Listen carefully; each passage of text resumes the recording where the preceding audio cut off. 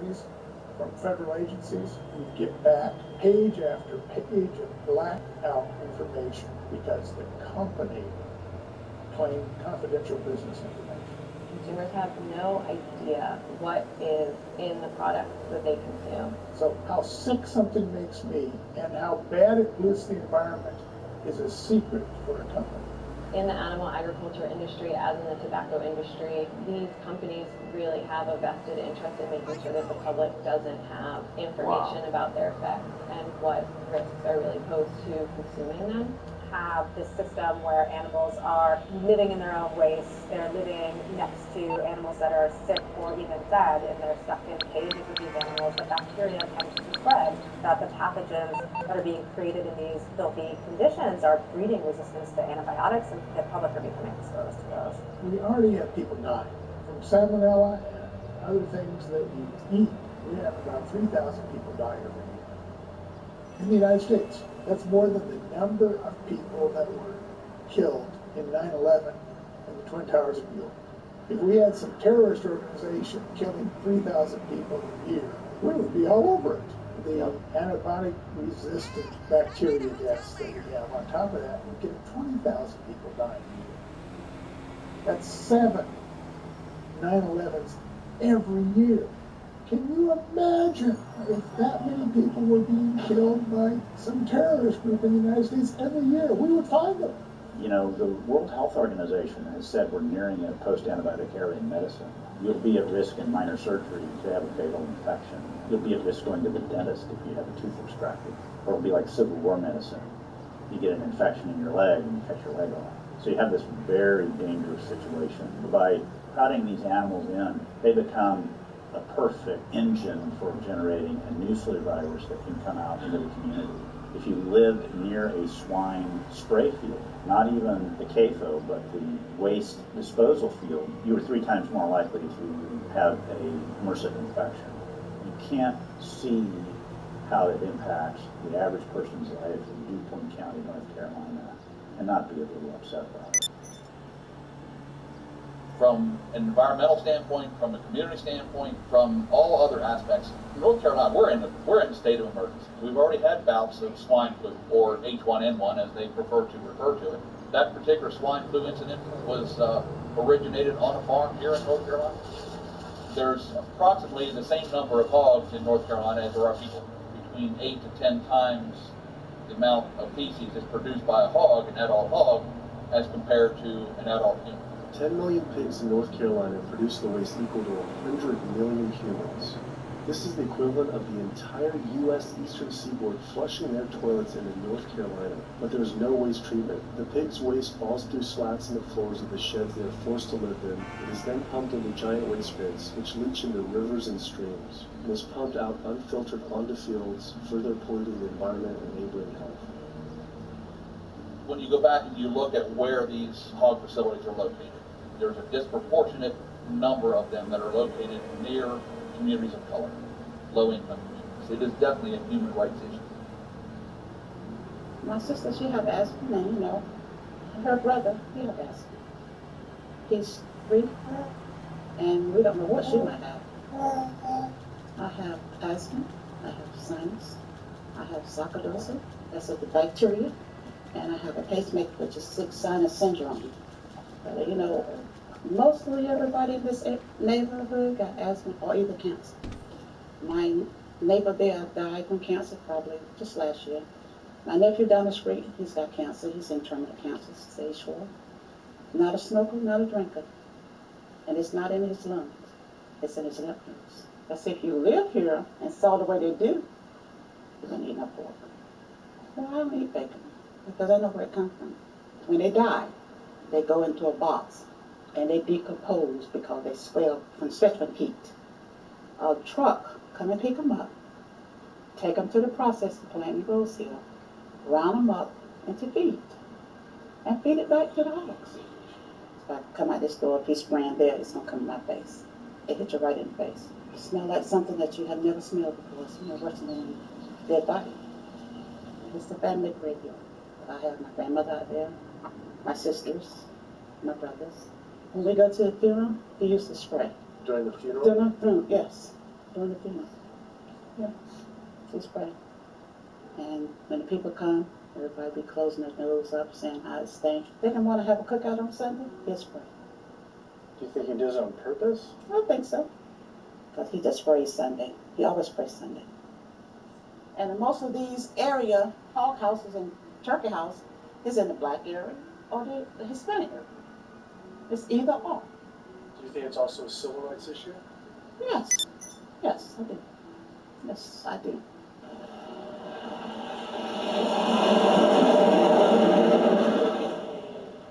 There have been times in the past that I have gotten ready on the Sunday, got ready to go to church and come out, and the smell was so strong that I had to go back and regroup because it got in my clothes and I just couldn't go to church smelling like hogs, you know. I just couldn't do it. So I don't think the government cares.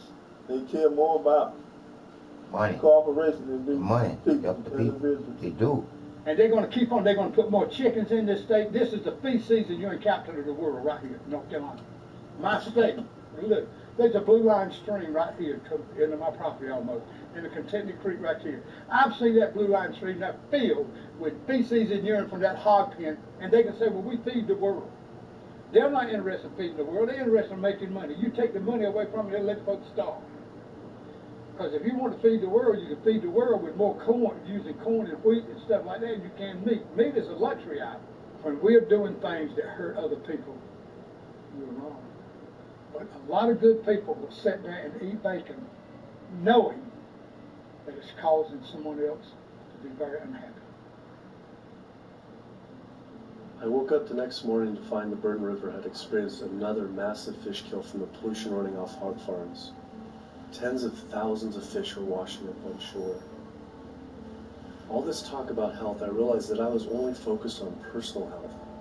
But health started to mean so much more to me. It was about health of my family and our communities. I couldn't under good conscience support an industry that I knew was harming others. Pollution from animal agriculture isn't just an issue in North Carolina, though. Raising animals for food produces more greenhouse gases than the entire transportation sector. It is a leading cause of rainforest destruction, species extinction, ocean dead zones, and freshwater consumption.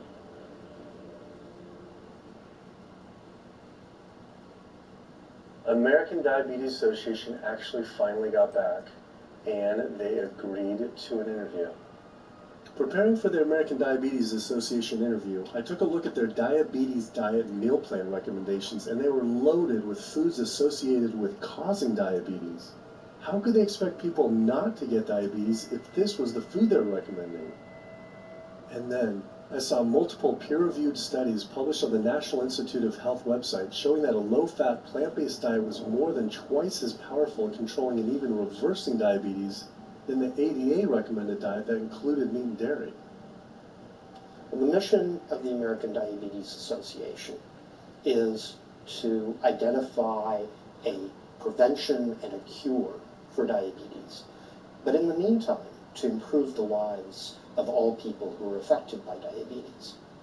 And what's the best way to prevent this? For type 2 diabetes, it's unclear. We can't prevent type 2 diabetes in everybody.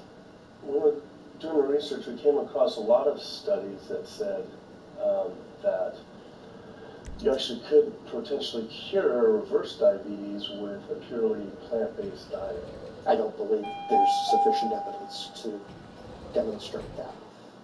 How does it compare to the ADA diet that you recommend? We don't recommend a specific diet. We recommend healthy eating. The one that's on the website. We recommend healthy eating. You have a whole list of exact day-to-day, the meal plan, the whole meal plan? All they are selections of foods to consider. We do not have a diabetes diet. But with that selection, they consider that plan compared to a plant-based plan? No one's done that study. We found actually some studies, that a 74-week study found that low-fat vegan diet versus the ADA plan. I think we're done here. I'm not gonna get into an argument about. Oh no, I just wanted the studies of the studies that if this is true, if it shows that? Or... Any diet works.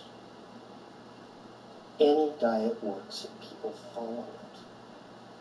But if it's a diet that's not the proper diet, like if anyone follows a diet that eats... I can't tell you what a proper diet is.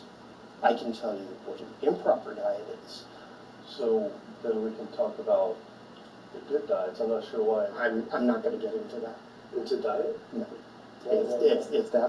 If that's where you want to go with this, I'm sorry, I'm not the person that you should be talking to. And why is that, though? If that's what you want to get into, I'm not the person you need to be talking to.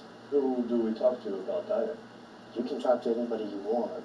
But that's interesting, though. Why not recommend a diet? Because the data don't exist to support it. But if we see data that we looked up that supports it with, like, you know, the NIH, in Europe, the European Association. We're done.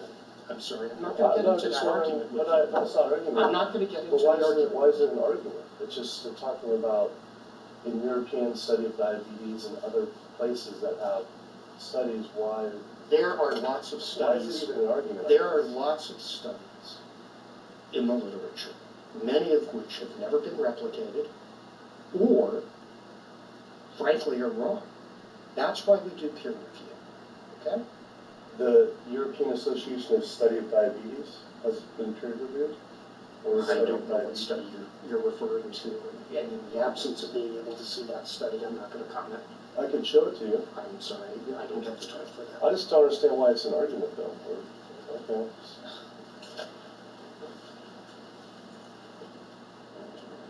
How do you not hold responsible for killing fucking people, man?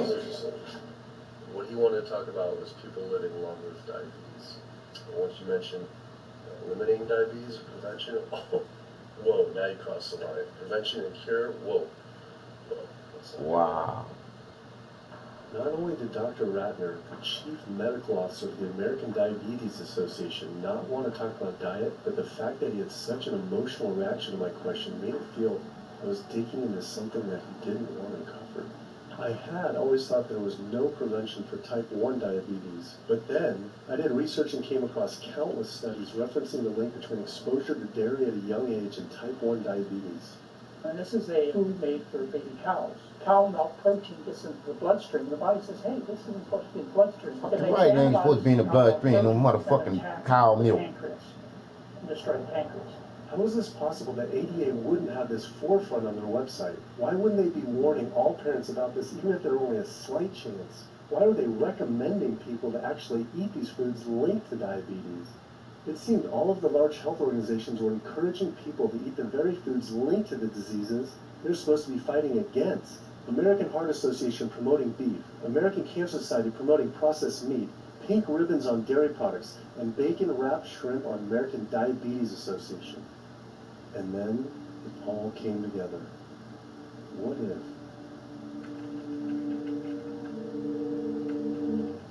And there it was. The American Diabetes Association was taking money from Dannon, one of the world's largest dairy yogurt producers, Kraft Foods, makers of Velveeta processed cheese, Oscar Mayer processed meats, Lunchables processed kids meals, and Bumblebee Foods, makers of processed canned meats. American Cancer Society was taking money from Tyson, one of the world's largest meat producers, and Yum Brand, owner of Pizza Hut, KFC, and Taco Bell.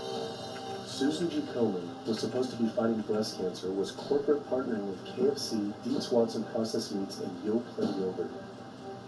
And the American Heart Association was probably the most disturbing of all, taking hundreds of thousands of dollars from the beef industry, poultry, and dairy producers, and millions from fast food and processed food manufacturers.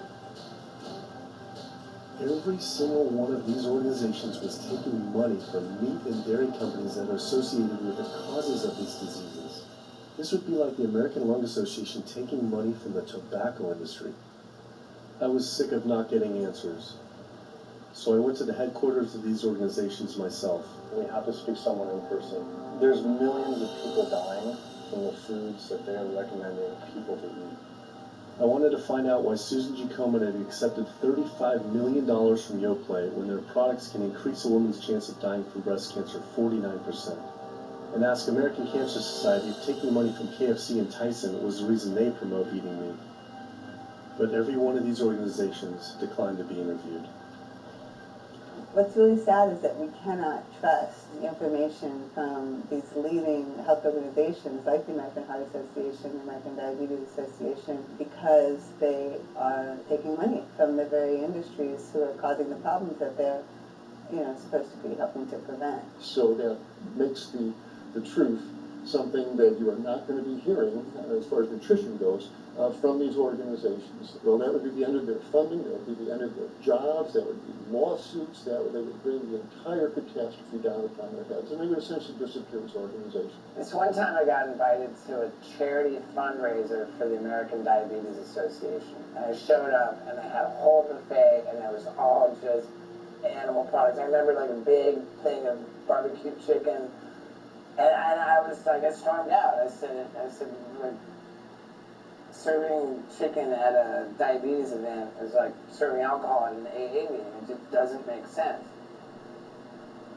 We had scheduled to film an interview with a prominent surgeon, but before we could get inside the building, the hospital's media relations manager stopped us. Actually, I understand that Dr. said that you could film here today, but unfortunately that's not going to be able to happen. I know that he advocates for patients changing their diets, but the hospital makes money off these surgeries, and the reality is he does too.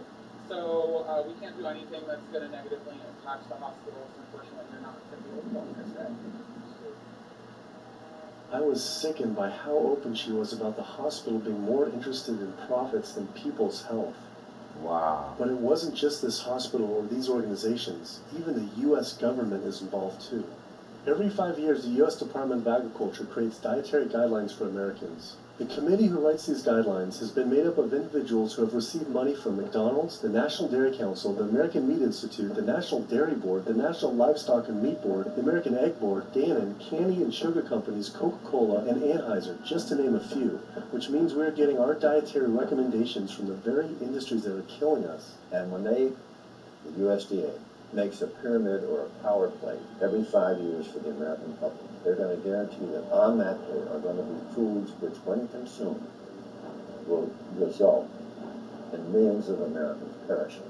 The USDA, which is supposed to be protecting us, has two missions. It's supposed to protect us, and it's supposed to protect the producer. And guess what? When those two come head to head, they usually choose the producer.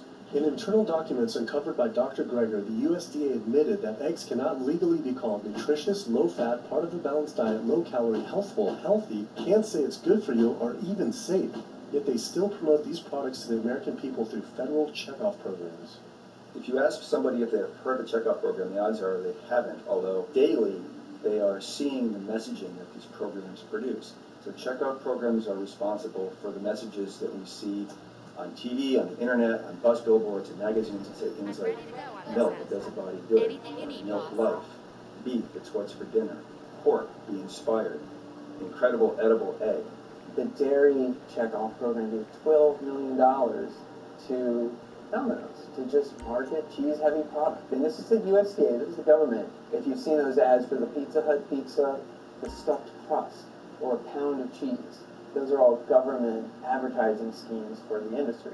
How can we put more cheese on beef? How can we put more milk in a coffee? Things like that to just drive consumption of these just unbelievably unhealthful products. So McDonald's, for instance, has 6 people staffed full-time, according to records we found, whose salaries are paid for by this government program, but funded by the producers who are regulated by it. And these 6 people sit there at McDonald's headquarters and just come up with ideas. Triple cheese decker, cheese muffin, stuffed bacon, cheese slider? With extra cheese? Yes. You don't think of it on a day-to-day basis that these are government programs. And Wendy's bacon double cheeseburger, government program. The steak fajita at Dunkin' Donuts, government program. You would just never think that this just pure garbage from a food standpoint is coming from a federally funded program. That's one of the things that makes checkoffs so incredibly creepy, is that it is our government telling us, eat more beef, drink more milk, eat more cheese, eat more pork. One of the very effective ways that the dairy industry promotes its products is to reach children, because kids are impressionable, they're going to be consumers for their entire lives, and you might as well get them while they're young. So dairy spends at least $50 million promoting its products in public schools throughout the country with posters, with people with milk mustaches, and messages like milk it does a body good, or milk life. Targeting young people, right? The tobacco industry has to keep replacing their customers who are dying with new customers. The meat industry knows they have to target young people. That's why we have these foods in schools and marketing messages at a younger and younger age for kids to get hooked on all the wrong kinds of foods. So there's all kinds of parallels. School districts where processed meats are all over the place. Maybe it's going to be bacon on the menu, sausage, hot dogs, or pepperoni pizza. Any of those things are processed meats. And those are pretty much the worst of the worst with a direct link to colon cancer. And yet you have every day in the schools meal items with processed meats. If the Surgeon General puts warning labels on tobacco because of their cancer risk, why aren't the same warning labels on meat? Based on the publicly available data, we know they spend at least $557 million promoting their goods through checkoff programs. We know that they spend at least $138 million lobbying Congress. We expect that they spend a good deal more than that, but in figures that simply aren't publicly disclosed. The industry's lobbying power is so strong that they can create laws and push through legislation that doesn't benefit Americans in any way, such as ag-gag laws that criminalize whistleblowing or photographing abuses by this industry. Activists in the U.S. can be charged as terrorists for disrupting the profits of any business that uses animals under the Animal Enterprise Terrorism Act, to even more ridiculous ones like cheeseburger laws. A cheeseburger law is a law that says a plaintiff cannot recover against a manufacturer, distributor, or retailer on the theory that the food made the plaintiff obese or caused an obesity-related disease. Cheeseburger laws are a direct response to a problem that the tobacco industry has had. Big Tobacco has paid $400 billion to state Medicaid programs. Cheeseburger laws proponents say, we don't want to see the same kind of thing happen to the meat and dairy industries. The fact that these laws are based on a model template called the Common Sense Consumption Act is actually ironic, because what they're saying is, you, the consumer, should have the common sense to know that our food is bad for you. I've often typified the meat industry to people who maybe don't understand its power and reach as it's got all the money of big tobacco and big pharma, and it has the personality of the National Rifle Association. So any little thing that comes up, man, they beat it to death. Robert Martin wasn't exaggerating. When the profits of the egg industry were threatened by egg alternative company Hampton Creek Foods, extremely disturbing emails were uncovered by Ryan Shapiro and Jeffrey Light. We uncovered documents demonstrating the American Egg Board considers Hampton Creek, quote, a crisis and major threat to the future of the American egg industry. The American Egg Board considers a successful egg replacer company to be such a threat that they joke on their government email addresses about murdering the CEO. In internal government emails with heads of the egg industry, they suggest having the CEO of Hampton Creek, Josh Tetrick, murdered, including a menacing email from the executive director of the American Egg Board.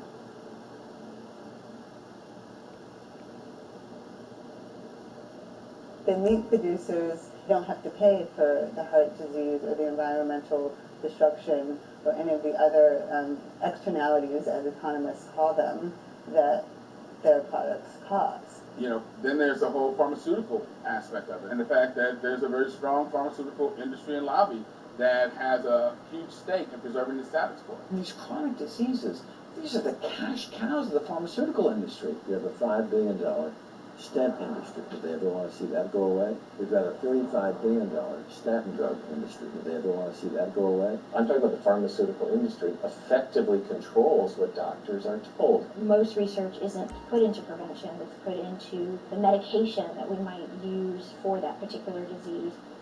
I'm on 2 different high blood pressure medicines, asthma, What kind of fucking bullshit is y'all? But we ain't healthcare. Shot, and then another medicine to help take care of side effects from some of those medicines. Wow. I'm on high-level antidepressants, a couple of different pain meds for my back and hips. I'm taking about 16 drugs, not counting the insulin in the morning I take insulin in the morning, insulin at night, you know, like 32 to 34 units of insulin. Lantus, to be exact. Some of these meds are for diabetes. This is for peeing. I have to use this for my prostate, and then I have to use this for the heart, and I have to use this for blood. God damn. And it's just on and on and on and on. The doctors are telling me this is what I got to do for my whole life, and it's frustrating. That's what they. Very stressful. And I don't know how long my liver's going to last taking all this stuff. Right. Under conventional medical treatment, whether it be for autoimmune disease or even conditions like high blood pressure or diabetes, you're told that you have to take drugs, and not just for a week or a month or a year. You're told you have to take drugs forever. You're guaranteed that if you follow your doctor's advice, you'll be sick forever. You'll never get well. Yep. That's the guarantee. Because the strategies are all about manipulating the symptoms, not dealing with the underlying cause.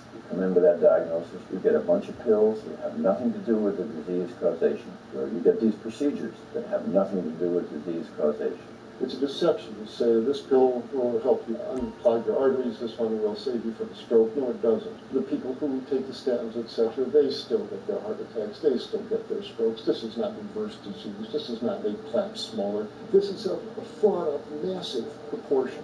In the U.S., treating chronic disease such as heart disease, cancer, and diabetes is a $1.5 trillion industry.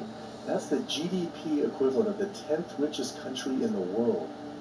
I went back and dug deeper into the health organizations' funding, and there it was again. These organizations were accepting millions of dollars from pharmaceutical companies that are making billions of dollars from the very same diseases these health groups are supposedly trying to end. It seemed like a major conflict of interest. Unless ending these diseases isn't really the goal. The pharmaceutical industry spends more money on lobbying than any other single industry. Just like animal agriculture, they are so powerful they write their own laws that have had activists in prison to silence them. Government's in bed with anyone that gives them the most money, which is the pharmaceutical industry, which is the animal ag industries. They are pumping the government for money and resources, and in return the government's giving them what they want, subsidies, imprisoning activists that go against them. And I think it's quite telling that these industries are working so hard and spending so much money to criminalize people for simply taking a picture, for simply recording what's going on inside these facilities and making it known to the public. They're behind walls.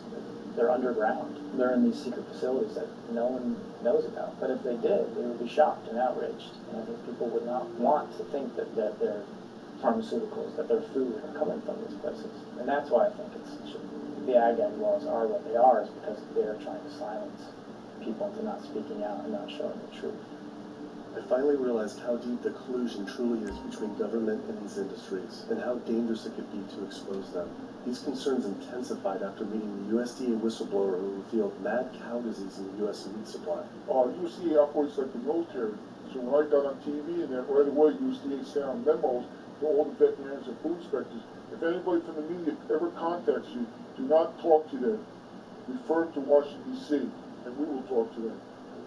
So right away, shut up everybody. American public are very concerned about this, what's going on with USDA. Here in the United States, we have at least 4 cases of mad cow disease, but I'm almost positive there's more cases than that, but the government isn't looking for it. So what you're saying is that there could be already mad cow disease in humans. Right, and I think a lot of it was misdiagnosed. With the Alzheimer's and dementia, it takes several years to see the progression, but to make it easy, these doctors just sign off on it as dementia or Alzheimer's, without actually taking a biopsy of the brain to see if it's that, or is it actually a prion disease like Creutzfeldt-Jakob disease or mad cow disease. Do you think it's safe to eat meat? I personally don't think it's safe to eat it because of the fact how the line speeds are increasing and also our inspectors are not well trained enough. At the present time, the line speed now is going about 220 cows an hour. That gives you about somewhere around 4 cows per minute, so that's 15 seconds per cow. These dangerous slaughter speeds means that animal waste ends up everywhere.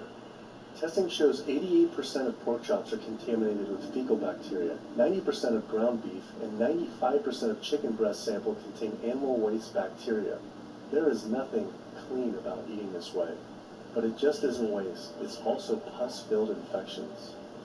You see there's a bump or some kind of abscess underneath the hide. most of the time when the hide's pulled off, either that will open up the abscess and the pus will come out, or if it's deep-seated, when the inspectors are doing their work or the company employees, they might stick their knife into an abscess and it explodes all over the place. I had heard enough. I was utterly disgusted by the corruption, the greed, the disease, and the abuse I was learning about. The very animals we were killing us and the planet. But so many people eat meat and dairy every day of their lives, and we are so concerned about getting enough protein. Do we have to eat meat to get complete protein? You want me to jump off this bone, don't you? Well, first of all protein is made by plants. I'll state that again for the record. All protein is initially made by plants. All of it. And it is not necessary to eat animal tissue in order to get protein. Only plants have the ability to actually take nitrogen from the air, break those molecules apart, and incorporate that nitrogen into amino acids and then make protein. Any protein you get from an animal is simply recycled plant protein. If you ate a diet that was calorically adequate, and even things like brown rice and broccoli, and you got enough of it, you'd get enough both quantity and quality protein. 2,000 calories of brown rice and broccoli is going to be about 80 grams of protein a day, including the essential amino acids that you need in order to maintain optimal health. I mean, grains are loaded with protein. Beans are loaded with protein. Vegetables are loaded with protein. You really want to get your protein from plants because plant proteins have a much more beneficial effect on our physiology. The funny thing about protein is most Americans get about twice the amount they need. Most Americans get less than half the amount of fiber they need. But the conversation tends to always be about protein. So in my mind, it's just this magical marketing campaign that protein has taken on over the decades. The question is not where do you get your protein, it's where do you get your fiber? I have never in my professional career seen a protein deficiency. I've never seen someone come in eating normal amounts of calories and they're protein deficient. You just don't see that. So human milk has the lowest protein content ever in any species ever. Okay, the vehicle's been lent to a photographer for the day. Get past security, get the car, and bring it in. It's just like a perfect food for human babies, right? Perfect food, lowest protein content any other mammal. And so it gives a sense of kind of protein's boundary for anything. So then rat milk, baby milk, donkey milk, any milk is everything tested. And you hear this a lot in bodybuilding. Well, I need, chicken. I need fish to be strong, build muscle tissue. That is utter nonsense. The largest, strongest terrestrial animals on the planet are all herbivores. The biggest, strongest animals are all herbivores. When we bring in people and they're on meaty diets and we transition into a plant-based diet, we lose track of their eating. Their vitamin intake goes up. Their nutrition overall goes up, dramatically better. And we say people might worry in advance, will I get the nutrition that I need on a plant-based diet? The fact is, you're not getting the nutrition you need on a meat-based diet. And you're going to get dramatically better nutrition on plant-based. For an average-sized guy like myself, I need about 56 grams of protein a day. That's optimal. Probably I really need 30 to 40 grams a day. Diets that are really high in protein create diabetes, create heart disease, create cancer, they create the diseases that I'm treating on a daily basis. But this is the opposite of what all the high-protein diet fads say. The food you eat determines the bacteria that live in your gut.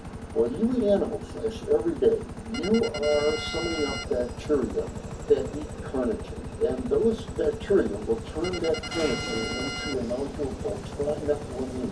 Your liver then turns that into trimethylamine oxide. That's a molecule from hell. That molecule drives cholesterol into the artery walls. And the people who are consuming this flesh-based diet are contributing to plaque building up. They may lose weight on this diet, and that's good, but what's happening inside your arteries, paleo friends? What's happening is that plaque is building up, and these are the folks who drop dead at the gym at 39. Oh, he was lean, they looked really good. But where is that cholesterol going? It's going to your artery walls. So I believe these paleo folks are setting themselves up for an epidemic of clogged arteries, colon cancers, the autoimmune diseases. This is not a healthy diet. We are not carnivorous apes. Humans' closest living relatives are chimps, who get 97% of their calories from plants, and the remaining 3% mostly from insects. Comparing the anatomy of true omnivores like bears, who eat both meat and plants, to frugivores like primates, who eat almost exclusively plants, the differences are pretty clear. Frugivore teeth have flat molars for chewing plants, where omnivore teeth are serrated for stabbing and tearing flesh. Frugivore jaws can move forward and back and side to side. Omnivore jaws cannot. Omnivores have much stronger stomach acid for digesting meat compared to less acidic stomach acid of frugivores. The intestines of frugivores is 9 times their body length compared to 3 times for omnivores. This is because meat will putrefy in the gut unless it is moved through quickly. If humans were indeed true omnivores, we would need to change our physiology and appearance quite a lot. But we fit every requirement of a frugivore. We may behave like omnivores, but anatomically, we're frugivores. Human beings, unlike bears and raccoons, and to some extent dogs, don't have that mixed anatomy and physiology that you see. Merriweather, for all your private security needs. How can a helicopter support unit will be with you right away? Really small and rounded and actually function like accessory incisors. They're utterly useless for ripping and tearing anything other than an envelope. So the idea that the mere presence of the We're here now. That we're supposed to eat meat is silly. He was right. I always thought my canines were for meat, but what kind of animal could I actually kill and eat raw with these tiny teeth? The thought alone was disgusting. I mean, everybody loves a smoothie made with fruit and even some vegetables, but if you think about putting a fish or a piece of meat in a blender and grinding it up, the thought is absolutely repulsive. All these diseases I had learned about were from eating a diet our body wasn't designed for. What would happen if we started eating a diet our body actually was designed for? The data is crystal clear that you can stop and reverse heart disease with plant-based diets. Scientifically shown, seen in man patients. People who adopt low-fat plant-based diets can actually reverse their heart disease. That literally means watching the plaque start to go away, something we didn't think would happen. My experience with patients is, and the studies show, that when people adopt a fully plant-based diet, their cholesterol levels plummet within a few days. And if you do blood tests in a couple of weeks, you'll see dramatic improvements. Yes, your numbers are going to look great within a week or two. Your cholesterol can come crashing down. In fact, you're on medications, you're not going to have to pull off your blood pressure medication so your blood pressure don't drop too low because it can work too good. Hello, Pegasus Lifestyle Management. How can I help you? Great. The aircraft is waiting for you at our nearest airfield. We trust you'll be happy, sir. 9.4% were able to avoid major cardiac events by going plant-based. Because it's not just heart disease. It's hypertension, it's diabetes, it's stroke, it's heart attack, it's several of the autoimmune disease, lupus, asthma, GERD, osteoporosis. I mean, there's a multitude of diseases. Even rheumatoid arthritis, it can be so dramatic. When you see these poor souls who just absolutely crippled with rheumatoid arthritis, go plant-based, and they come off their medication. I wanted to follow up with Jane Chapman, who had been suffering from severe osteoarthritis, and I could not believe what I saw after only a few weeks of fasting and changing the diet. Those are so amazing. I know. From going from the walker, needing wheelchair assistance at the airport, to strolling down the street, enjoying the fresh air, the sunshine. 2 weeks. It's all it took, 2 weeks to get off all the meds and start to feel the inflammation just kind of drain out of the body, where the movement was much easier. Just a lot of healing occurred very, very rapidly just by doing the right things for your body. When you're treating diseases with drugs, you know, there's one drug you take for cholesterol, different class of drugs you take for high blood pressure, different class of drugs you take for diabetes. And with diet, plant-based diet, that's all these diseases, one diet, many of them all. The impacts of eating this way go far beyond ourselves. By getting rid of heart disease alone, we would save up to $48 trillion in the USA, 3 times the US GDP. Conditions like high blood pressure, you don't have to take the drugs the rest of your life and be sick forever. What you can do is live in such a way that it gives the body a chance to heal itself. We took 174 consecutive patients with high blood pressure, and 174 people were able to lower their blood pressure enough to eliminate the medication. For inflammatory bowel disease like Crohn's, the best remission rate ever achieved through plant-based diet. MS, multiple sclerosis, the best results ever achieved compared to any medical, surgical, any kind of intervention was a plant-based diet. You can see that with every sequential reduction in animal products, people live longer, they have less heart disease, they have less cancer, they have less diabetes. We can actually take human cancer cells, put them in a petri dish, you can drip the blood of those who are beaten, get about 72% suppression in human prostate cancer cell growth in vitro. They wanted to try this again with women and breast cancer. They said, let's see what a plant-based diet can do. After just 2 weeks, their bodies cleaned up. You put their blood on the same carpet of cancer cells, you can clear off the whole plate. This is after just 2 weeks eating healthy, which raises the question, well, what kind of blood do we want in our bodies? My background is in industrial systems engineering, and that was my career path for a long time until I got thyroid cancer, and everything changed from there. I decided that I wanted to try alternative methods and treatments rather than have surgery and have my thyroid removed, which meant I'd be on medication forever, and I didn't want that. I just started reading how a plant-based diet can heal the body, and it has worked for so many people. So I immediately just switched to a completely whole food plant-based diet. After a year, the cancer was completely gone, and my thyroid had shrunk to normal size, and I was completely free of that. This was tough to believe. Couldn't this all just be from eating healthier though, like no sugar? Turns out Dr. Walter Kempner from Duke University back in the 1940s was reversing some of our worst killer diseases with diet alone. And the diet he was using was not only strictly plant-based, but it was made up of white rice, fruit, and table sugar. He was reversing diabetes, he was reversing malignant hypertension, reversing heart disease, the diabetic complications, reversing diabetic blindness. So these people basically had death sentences, went to him, and were given basically sugar.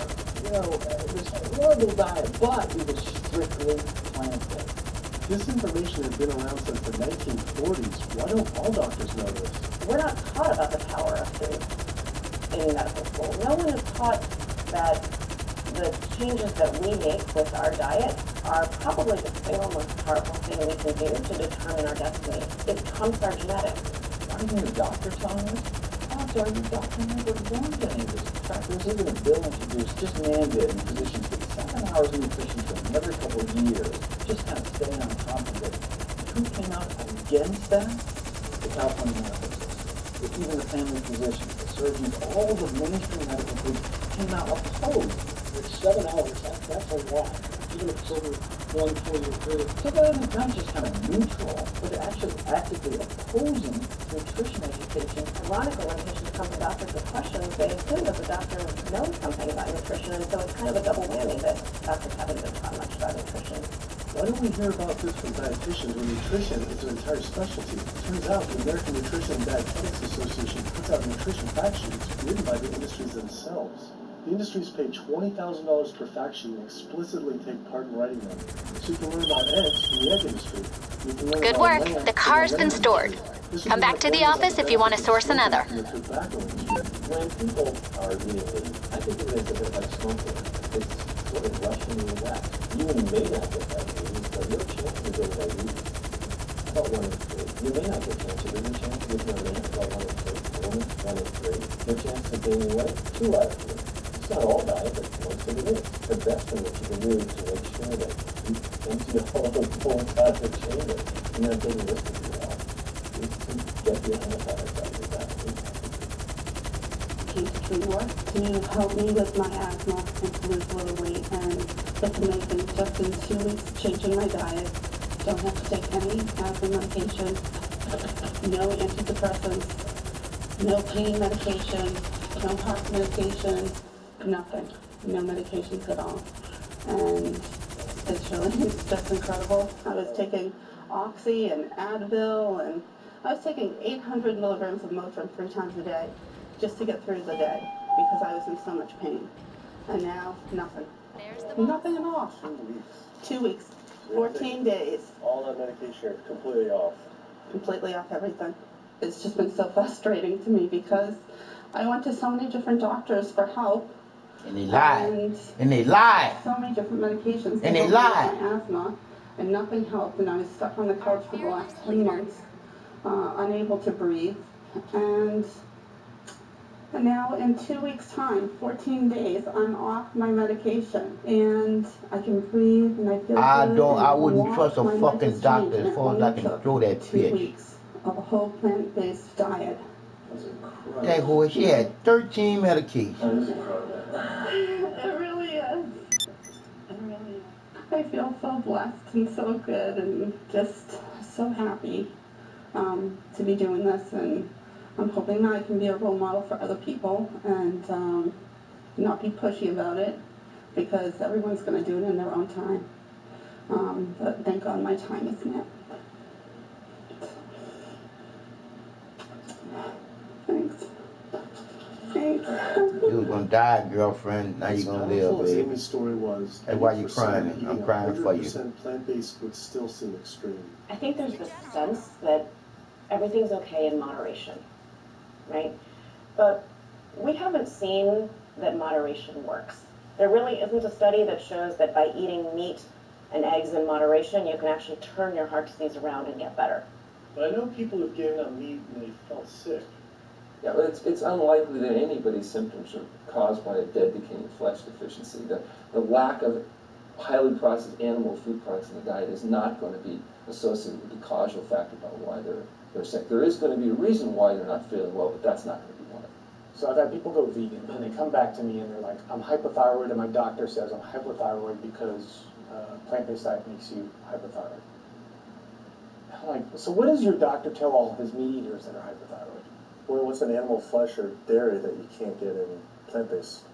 Cholesterol, heterocyclic amines, E. coli. You think about it. There is nothing in an animal-based diet that you can't get in healthier form somewhere else. The only other vitamin is vitamin B12. It's not made by plants, not made by animals either, made by little microbes that blanket the earth.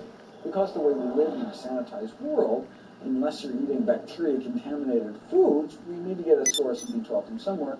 So the healthiest, cheapest, safest source is to get a vitamin B12 fortified food or vitamin B12 supplement, not to get it from meat and dairy. What about people who say they have to eat meat for their blood type or their genes? It's just like I need meat because I'm a Capricorn. I need meat because I have an A+ blood. I mean, it's like, what do you say? No one has to eat meat. There's no vitamin, mineral, nutrient that you can't get from non-animal sources. Valentine's Day, I decided to go vegan and give up all meat, which Look at him. never. Boy, you look good, bro. A million years. You look good, dog. There's so much success from people that are vegan. And so I gave up all animal products whatsoever. I've lost 29 pounds. I've been able to cut my meds in half. I've been able to cut my insulin in half. And now I'm going for the moon. I'm going to cut it all out. In the last 6 weeks, we've just had 3 grandchildren. And my ugly face is going to be around to see them graduate Yeah, from bro. in college. I'm going to be here. Yeah, My bro. mission is to let everybody know you do not have to suffer from diabetes and cancer and heart disease because someone in your family had it or because the doctors are telling you this is what's going to happen. You can take charge of your health and have a positive outcome just like I did. The reason I'm so committed to this is, my grandmother had diabetes, and I didn't know what I know now about healing the body. And if I did, I feel like Yeah, you could have seen your grandmother. at least a few years longer. Yeah. And so it's in her honor. Don't cry, baby. So I can save someone else's grandmother, aunt, uncle, father from that. So Live, girl. excited. I know you're excited, about baby. getting the message out there. There's a common belief that eating plant-based is expensive. Not at all. It can be done in a very inexpensive way where you buy foods that are in season and you shop in the bulk bins, and that saves a lot of money. You can eliminate a lot of your expenses on your grocery bill by not buying meat and dairy because those things are expensive. Our meal plan for a family of 4 is $25 per person in the family. 2064. Whoa. That's for an entire week of food. An exploding movement of elite athletes are utilizing vegan diets to heal injuries, speed recovery times, and enhance their performance. Before I was vegan, I was only bench pressing 315 like 5 times. And then after going vegan, I was doing 400, 425, 465. And I was like, oh my God, this is amazing. I'm vegan and I'm bench pressing 465 pounds. This is ridiculous. And as soon as I went vegan, tendonitis started disappearing. My strength in my right arm started coming back. High blood pressure was going down. You can't be strong and be dying on the inside. That's not strong. That's weak. That's really weak because you look That's big all and strong because on the outside. Yeah, big man. No, what but you your heart is believing in crying for too. help. See, now you knowing the truth is in you. It ain't what some motherfuckers telling you. Cause that's what the motherfucking doctors do. Tell you bullshit. USA person will. For something like Ninja Warrior and Parkour specifically, you really need to have a good strength to body weight ratio. So I was carrying mass that I really didn't need. And when I went vegan, I lost 15, 20 pounds. I was more agile, I was more efficient, more stamina in my body. Just that extra bit of pop that I didn't have before, it just gave me that extra strength. But this is a very vibrant way to live. It can enhance you as an athlete. For me, 100% better athlete than I was before. It unlocks a whole new chapter of my training. The science is there, the health is there, the athletes are there proving that you don't need to eat dead animals to be strong, to be healthy.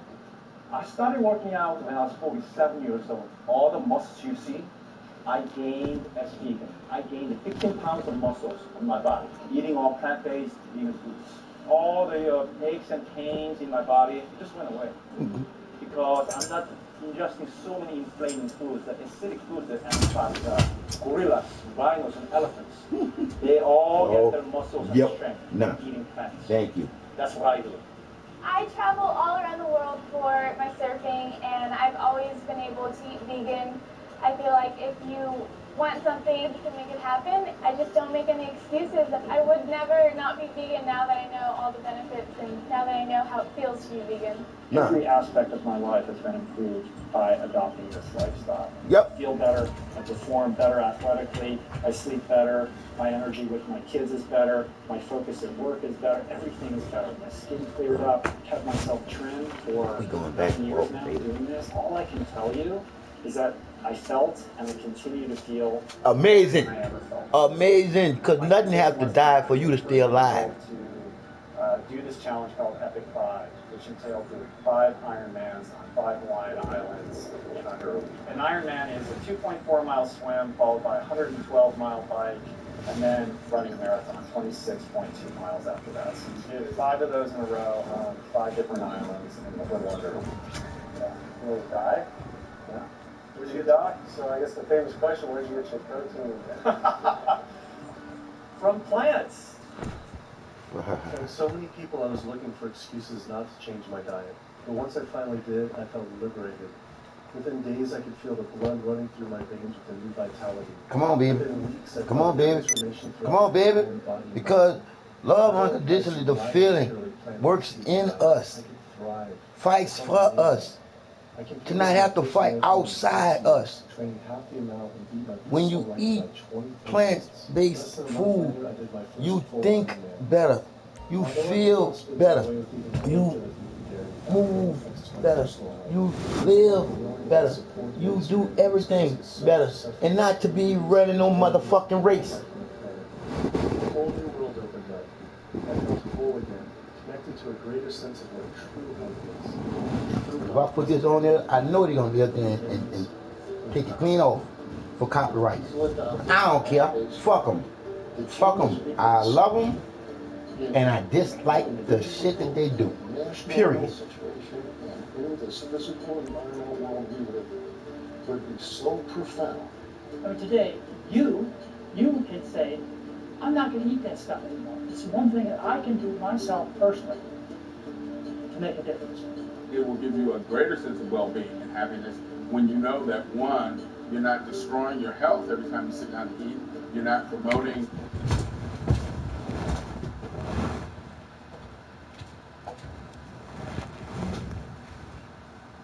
I sit here and I think about all the people that's dying because of their doctors. Is the reason why you're dying. Your doctors are lying. They're not telling the truth. They're not telling you that they killing you and get paid to kill you. And you are not going to understand, overstand, and understand that until you get in tune with the creator of you, in you, that's working in you, for you. You fighting against the creator by putting yourself dead into a living body. But y'all say y'all believe in God. How you say you believe in God when you can't even eat straight? How can you think straight? How can you be straight? You can only be some of the rights. You can't be straight. unless you know what's straight. And the truth is in you to come out of you. Because it's all in you to be the best you that you can be for the Creator in you. To show how much you appreciate life, free will, to have choices. The divine is always working for you, in you, for you. That's why when I say I love you more than you love you, the truth is just the truth. Because you are really me. And I know that it's not about the me. It's about knowing that me, in English terms and spelling, the M-E is really right side up W-E, meaning we all as one people are here on this earth together. I'm just saying. Cruelty, and you're not damaging the earth. I don't want my gains to be at the detriment of the planet of other things. And yet, I'm not weaker, I'm stronger. That's the beauty of it. When you're altruistic, when you make choices for the greater good of others, it comes around, benefits me as well. It benefits us all. Studies show that we can not only survive, but we can thrive. I just feel this is a great way to live. Not harming other beings, when we can be healthy and happier. I love it. It's a great life. I never thought that I could feel this good at this age, and I just want everybody to feel this way. I feel like a 20-year-old. I'm almost 50. Nothing tastes as good as healthy feels, basically. And so the choices that we make every single day, day in and day out, around our food, has the capacity to bring us true health, optimal wellness, not just individually, but collectively, as a species and for our planet. We're not going to live forever. But while we are alive, we can live well. And for me as a doctor, that's what I want to see. Where there's a will, there is a way. No. And I believe that. No. For the will is the way. And the only way is to will towards the Creator that's straight. And that is to love and not hate. It is what it is when you look at what the truth is in you, for you. When I say that I have 4 periods of your life for you to know about your life, just as well as I have 4 words starting with L, beginning with L, ending with E, that sums up our life from beginning to ending. When it don't really end. We live in a circle of life. What goes around comes around. We live within the boundaries of empathy and reciprocity embedded in our hearts. It's embedded in us. Because the Creator is us. In us. To be creators too. I'm just saying. How do you actually think that the Creator can be all places at all times? It is divine that goes on in your mind. And the divine Creator wouldn't be the divine Creator if the divine Creator was to take away your free will. That would leave the Creator not being divine, because the Creator will be controlling your mind. When we don't work by remote control, we work by the emotional feelings within us that makes us real. The truth is the truth. It's all about how you feel, because you stand alone with the Creator in you until you become one with 2. Meaning, when the man and the woman come together, literally come together in the Creator's original name, love, unconditional, the feeling, you know, not believe that you can create another one of you. You know you can create another one of you. It's all about the Creator. That God and that Jesus bullshit, it is what it is. When you look at my sweet Jesus, is as sweet as God and Adam walking in the garden together. And Adam tells God that he was lonely. Bullshit. Why would Adam have to tell the Creator anything when the Creator is Adam in Adam, knowing what Adam wants, when he wants it, how he wants it. It is what it is. It's mind-boggling, people. We was taught to be stupid people.